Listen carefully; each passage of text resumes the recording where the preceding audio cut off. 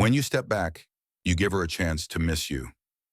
There's a strange peace that comes when you finally stop chasing someone who's never looked back. For many men, especially those of us who've lived through decades of love, loss, and lessons, the idea of stepping back feels like giving up. But it's not. It's wisdom. It's strength. In fact, the Stoics, those ancient philosophers who believed in self-control and inner peace, taught us something profound, that we should never place our happiness in the hands of another. When we chase too hard, we give away our power. We abandon our dignity, our calm, our sense of self. Ask yourself, how many times have you reached out only to be met with silence?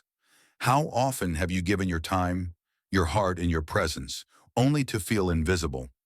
The Stoic would say that pain isn't caused by her rejection. It's caused by your expectation. You believe she should respond, but life owes us nothing, and people are free to come and go. So what do? We let go, not with bitterness, but with grace. We pull back, not to punish, but to restore balance, to reclaim our center. The moment you stop showing up every day, calling, texting, asking for time, you do something powerful. You create space, and space is where longing lives. A person cannot miss what never disappears. But when your presence becomes scarce, it suddenly becomes valuable. That's not manipulation. That's human nature.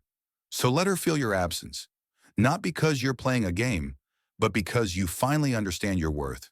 You don't have to explain. You don't have to beg. You just live, quietly, peacefully, with purpose. Focus on your walk, your health, your hobbies, your memories. There's a quiet dignity in that. A woman may or may not return, but either way, you've already won, because you didn't lose yourself. And that, my friend, is Stoicism in practice. The power of surprise. Why predictability dulls desire. In the quiet routines of life, we often find comfort, but comfort can sometimes become invisibility. For those of us who've lived long enough to watch relationships grow and fade, there's one truth that time has carved into stone. What is too familiar often becomes taken for granted. Stoicism teaches us to accept this reality, not with resentment, but with awareness. When you're predictable, you're no longer a mystery, you're background noise. But when you introduce a little unpredictability into your presence, you stir curiosity. And curiosity is the ember that keeps connection alive. This isn't about playing games or acting childish. No, this is about the art of not being overly available, about living a life so full that even those closest to you can't predict your every move. When someone always knows when you'll call, what you'll say, or how you'll react, it dulls the connection. But when you become a little less available, a little more spontaneous, you become human again, real, alive, and intriguing. As Stoics, we believe in being steady, but steadiness doesn't mean lifelessness. It means having internal stability while still allowing space for spontaneity. Let people wonder a little. Miss a phone call. Skip a routine visit once in a while. Send a message that's unexpected, not romantic fluff, but something meaningful or even humorous. Let them feel that you have your own rhythm, your own interests, your own soul. That unpredictability isn't manipulation. It's the sign of a man who lives for something beyond attention. And that, ironically, is what makes you so compelling. People lean into what they can't fully grasp. They value what feels rare, not what's always at their fingertips. So go take a new walk. Try a new place. Don't always explain where you're going. Let them feel the light shift when you're not around. Because when you move like the breeze, not chaotic but free, you remind the world you're not done yet. You're still full of surprises. And that, my friend, is Stoicism. Steady on the inside, but never predictable on the outside. Why your absence can be more powerful than your presence. There's a quiet truth that most people learn too late in life. What's always available is rarely appreciated. Whether it's your time, your energy, or your presence, when given too freely, it begins to lose its weight. The Stoics knew this well. They believed that we must give with intention, not compulsion.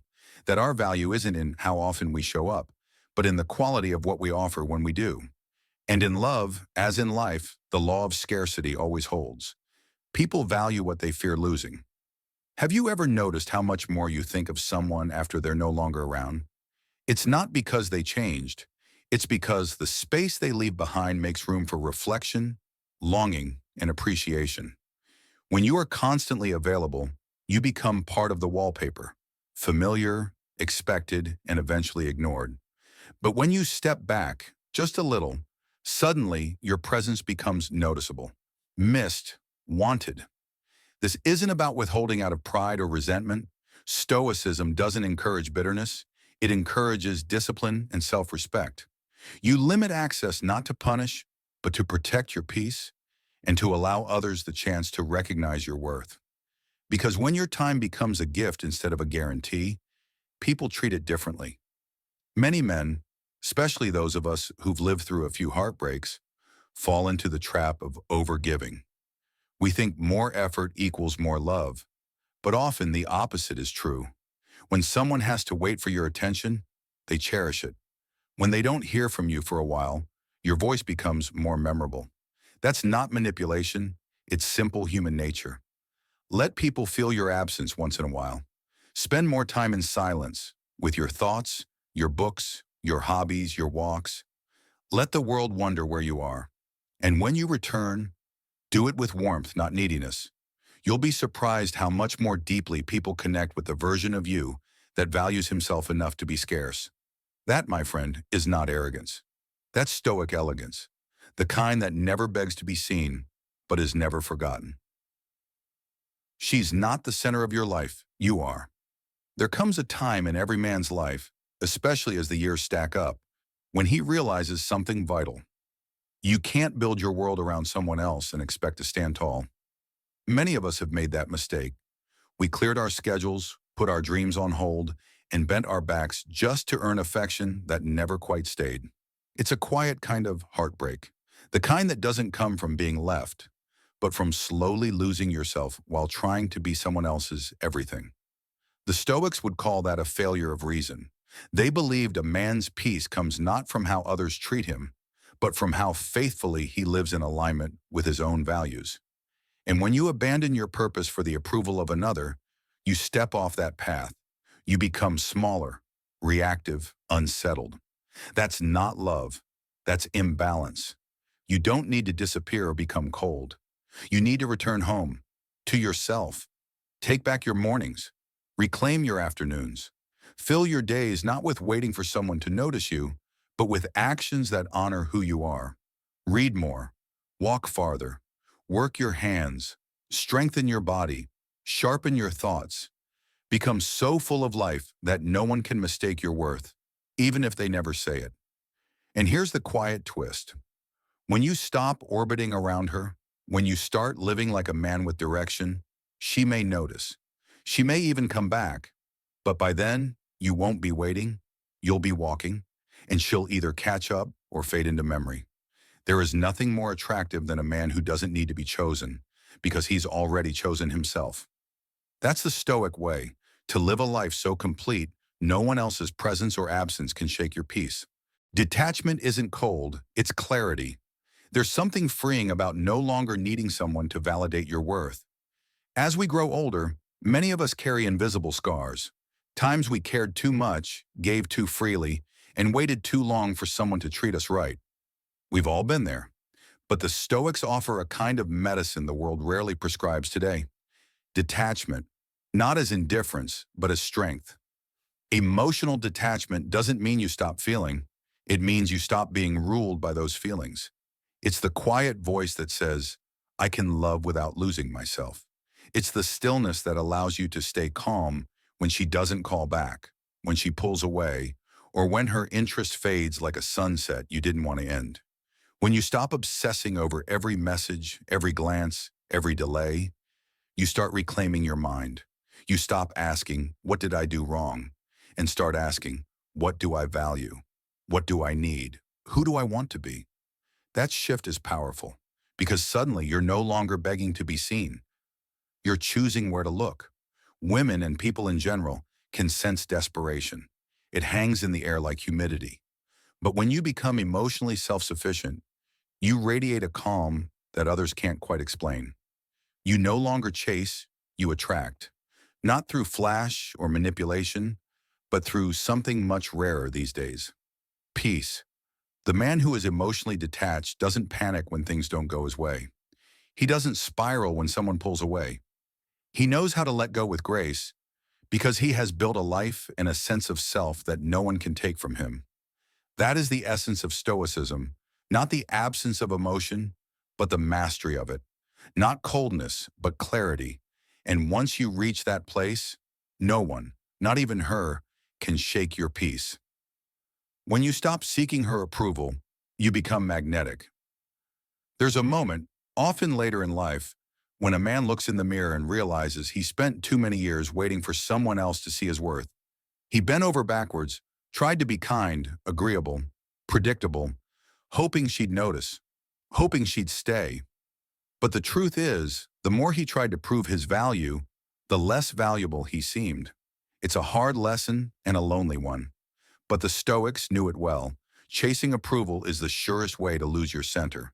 The more you seek to be liked, the less you are respected. Why? Because true respect is born not from how well you please others, but from how firmly you stand in who you are. When you stop performing, stop explaining, stop trying to win her affection, you begin to radiate something different, something rare, self-possession. That's the quiet confidence of a man who knows his worth is not up for negotiation. And the irony? That's the moment when people, women included, start leaning in. You don't need to raise your voice. You don't need to play mind games. You just live with purpose. You walk your walk, take care of your health, pursue what inspires you. You become the man who doesn't need anyone to choose him because he already chose himself. And here's the shift. Women don't chase men who try too hard to be loved. They chase the ones who are already whole without them. Not because they're arrogant, but because they're grounded, solid, at peace. You're not cold. You're just not desperate. And that's powerful. The Stoic doesn't beg to be seen. He doesn't fight to be understood. He lives well, speaks clearly, and leaves room for others to come or to walk away. Because a man who needs no validation becomes the one everyone wants to understand. That's not pride. That's Stoic grace, the kind of strength that doesn't shout, but is impossible to ignore. The peace that comes from within, a Stoic lesson for the later years. As we get older, we begin to realize that the greatest battles we ever fought weren't with other people, but with our own expectations. We expected others to care the way we cared. We hoped they'd call, stay, show up. And too often we tied our self-worth to their behavior. That's where the pain began. But there's a deeper truth the Stoics understood. Peace isn't something others give us. It's something we build ourselves. The more we chase approval, affection, or answers from outside, the more unstable we become. But when we return to ourselves, when we stop reaching and start reflecting, we find something far more valuable than attention. We find dignity. At this stage of life, dignity matters more than drama. We don't need to convince anyone of our worth. We've lived long enough to know who we are. And that's the invitation Stoicism offers, to stop performing, stop pleasing, and simply live with clarity and purpose. You don't have to chase love to be loved. You don't have to be loud to be heard. You don't need to be constantly present to be remembered. What you do need is a strong sense of self, one that isn't shaken by silence, rejection, or changing tides. When you learn to let go with grace, to walk away without bitterness, to say less but mean more, you step into a quiet power that few people ever reach. That's the kind of strength the world notices, even when you say nothing at all. So take care of your mind, take care of your body, protect your peace. Let others come to you, not because you beg them to, but because your life is so full, so meaningful, that being part of it is a privilege. The Stoics didn't teach us to avoid emotion. They taught us to master it, to remain steady when the world is loud, and to value the things we can truly control, our actions, our thoughts, and our choices. That is a lesson worth living, at any age, but especially now.